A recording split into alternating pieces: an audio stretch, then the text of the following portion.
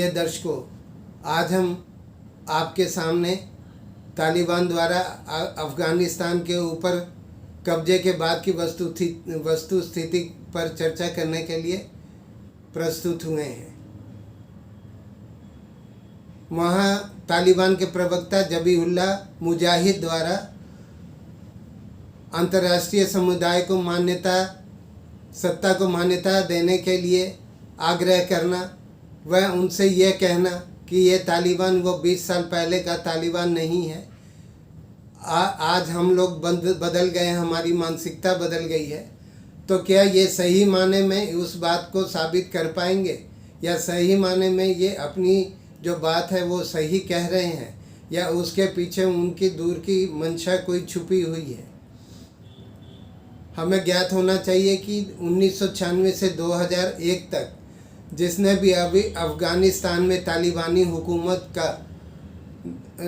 शोषण और वहाँ की उनकी क्रूरता को झेला है, उनके मनस्थिति को समझा जा सकता है।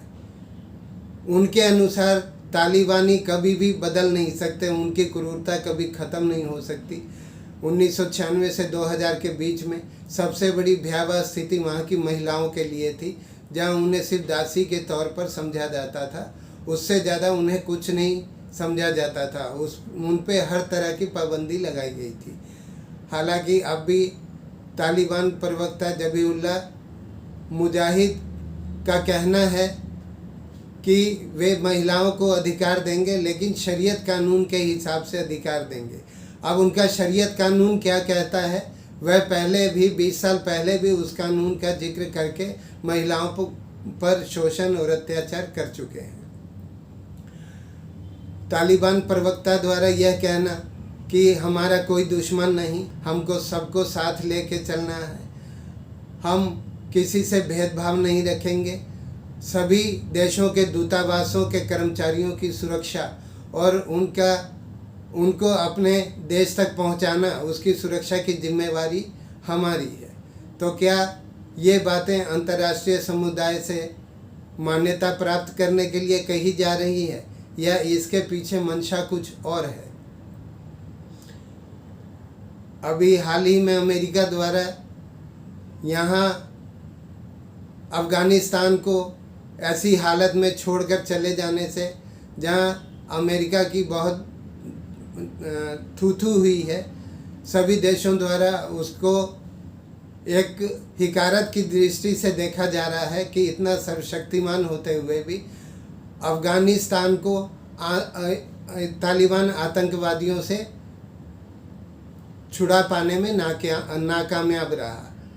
तो दर्शकों, मैं आपको यह बता दूं कि अमेरिका, यह पहली बार ऐसा नहीं हुआ अमेरिका के साथ। अमेरिका पहले भी इस तरह की हरकत कर चुका है। करीब 1955 से 1975 के बीच वियतनाम को कम्युनिस्ट से छुटकारा दिलाने के लिए इसके द्वारा काफ़ी जद्दोजहद की गई, परंतु 30 अप्रैल 1975 को इनको उत्तरी वियतनाम में अपनी हार का सामना करना पड़ा और इनको वहाँ पर अपनी सेना को निकालकर वहाँ से करीब 20,000 जो इनके समर्थक थे, जिन्होंने इनकी मदद की थी अमेरिकन आर्मी की, उनको लेके वहाँ से भागना पड़ा।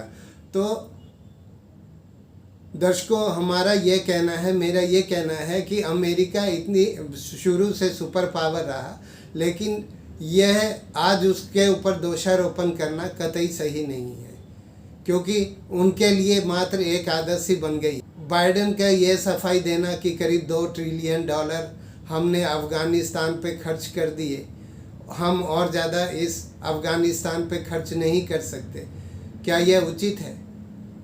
आपने $2 ट्रिलियन खर्च कर दिए और इसके बावजूद आप तालिबान उग्रवादियों से उस अफ़गानिस्तान को निजात नहीं दिला पाए, जिनको संपूर्ण भरोसा था, जिनके नागरिकों को आप पर पूरी तरह भरोसा था, आप उनको वहाँ छोड़ के भाग आए। तो जहाँ तक बाइडेन की बात है, वो अपने कंट्री की बात करते हैं कि हमें अपनी कंट्री की सुरक्षा को भी देखना है। यह बात ज़रूर कहनी होगी कि हर देश अपने देश के लिए ही काम करता है। लेकिन हमें यह भी नहीं भूलना चाहिए कि अमेरिका ने इन दो देशों के लिए अपने जवानों को भेजा, अपना पूंजी वहाँ लगाई, अपने जवानों की शहादत उन्होंने झेली है। अन्य किसी कंट्री ने, अन्य किसी देश ने इस तरह के कार्य नहीं किए। तो हमें ये भी समझना होगा कि सिर्फ दोषारोपण से किसी को कहकर अपना पल्ला झाड़ लेना यह कहीं से भी उचित नहीं है। जहाँ तक तालिबानी शासन का सवाल है, तो अब चाइना तो इसका समर्थन दे ही रहा है, उससे दोस्ती की बात भी कर रहा है, पाकिस्तान इसके पीछे है। अब रशिया भी कहीं ना कहीं इसकी सराहना करने में लगा हुआ है। उसका कारण ये है कि रशिया भी जानता है कि तालिबानी उग्रवादी मानसिक रूप से विकृत लोग हैं। यह कभी भी उसके देश में हमला कर सकते हैं, उसके देश की सीमाओं में घुस सकते हैं, क्योंकि उनका जो बॉर्डर है वो अफ़गानिस्तान से लगते हैं। इसीलिए अपने को बचाने के लिए, अपने को सुरक्षित रखने के लिए, अपने देश के नागरिकों की सुरक्षा के मद्देनज़र रशिया के राष्ट्रपति इनसे दोस्ती का हाथ बढ़ा रहे हैं और इनकी सराहना कर रहे हैं। इन्हीं अच्छी सोच के साथ भारतीय सरकार ने भी कई अच्छे कदम उठाए, चाहे वो कोरोना काल में चीन के वुहान से भारतीयों को लाना हो, ब्रिटेन से लाना हो, या लीबिया में हुए लड़ाई के समय भारतीयों को सुरक्षित लाना हो। यह काम भारत की सरकार ने भी अपने नागरिकों के लिए बखूबी निभाया है। और हाल ही में एयर इंडिया के विमानों द्वारा अपने नागरिकों को सुरक्षित लेके आना, और उन सभी नागरिकों को भारत सरकार द्वारा दिल्ली लाया जाएगा जो एम्बेसी को संपर्क करेंगे। हमें ज्ञात होना चाहिए कि बहुत सारे लोग बिना एम्बेसी को सूचित किए गलत तरीके से दूसरी कंट्रीज़ में प्रवेश कर जाते हैं। अब उनको भी ये सोचना होगा कि जब इस तरह की स्थिति किसी कंट्री में आती है तो सबसे ज़्यादा दिक्कत ऐसे लोगों को होती है। तालिबान के अफ़गानिस्तान के ऊपर कब्जे को लेकर अगले हफ्ते G7 कंट्रीज़ का एक सम्मेलन होने जा रहा है, जिसमें फ्रांस, ब्रिटेन, US और इटली जैसे कई देश शामिल होंगे। और तालिबान द्वारा अफ़गानिस्तान के ऊपर हुए कब्जे को लेकर चर्चा की जाएगी। हो सकता है उसमें यह भी चर्चा का विषय हो कि तालिबान पर विश्वास करके उसे देश की मान्यता दी जाए या नहीं दी जाए। परंतु जहाँ तक इनकी मानसिकता का सवाल है, वह कहीं से भी किसी के भी आज जो बातें ये कर रहे हैं वो किसी के भी गले नहीं उतर रही। यह सिर्फ अंतर्राष्ट्रीय समर्थन प्राप्त करने तक के लिए इस तरह की मीठी बातें की जा रही है। इन पर भरोसा करना किसी भी देश के लिए नुकसानदेह हो सकता है।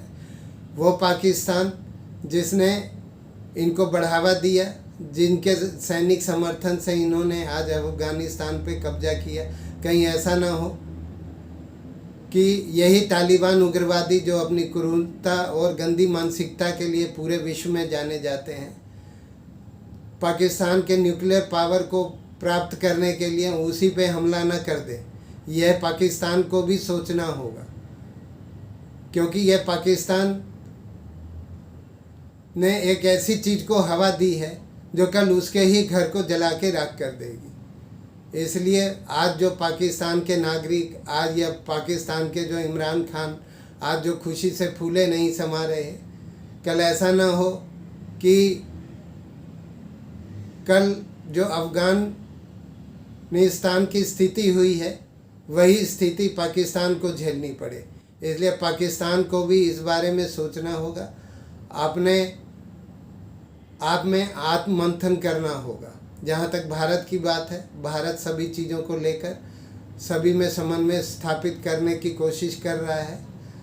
वह तालिबान से भी संबंध बिगाड़ना नहीं चाहता, क्योंकि अभी कोई ऐसा सरकार आई नहीं हरकत में, या उनके द्वारा कोई प्रस्ताव नहीं रखा गया। उनके तालिबान द्वारा यह ज़रूर बोला गया है कि भारत के जो प्रोजेक्ट अफ़गानिस्तान में चल रहे हैं हम उनको नहीं रोकेंगे। यह उनकी तरफ से, उनके प्रवक्ता की तरफ से आश्वासन दिया गया है। परंतु आने वाले समय में क्या वो प्रोजेक्ट भारत के द्वारा जो चलाए जा रहे हैं पूरे हो पाएंगे, या वो बातें जो इनके द्वारा कही जा रही है वो धरातल पर यथार्थ हो पाएंगी? मुझे नहीं लगता कि तालिबान जो कह रहा है उसे सही माने में, सही दिशा में करके दिखाएगा। अभी हाल ही में भारत द्वारा उठाए गए कदम, वहाँ के भारतीय नागरिकों को लाने का प्रयास बहुत ही सराहनीय है। भारत ने पहले भी जहाँ कोरोना काल में, चाहे वो चीन का वुहान हो, इटली हो या ब्रिटेन हो, अपने भारतीय नागरिकों को बचा के लाई, लीबिया से बचा के लाई। इसी तरह भारत की सरकार ने यह आह्वान किया है अफ़गानिस्तान में रह रहे नागरिकों से कि जो आना चाहते हैं वह एम्बेसी को सूचित करें। जो भी व्यक्ति एम्बेसी को सूचित करेगा उसके लिए व्यवस्था बनाई जाएगी। जब कुछ लोग इकट्ठे हो जाएंगे तो उनको वहाँ से निकालने की व्यवस्था की जाएगी। इन्हीं बातों के साथ आज मैं इन बातों को विराम देता हूँ।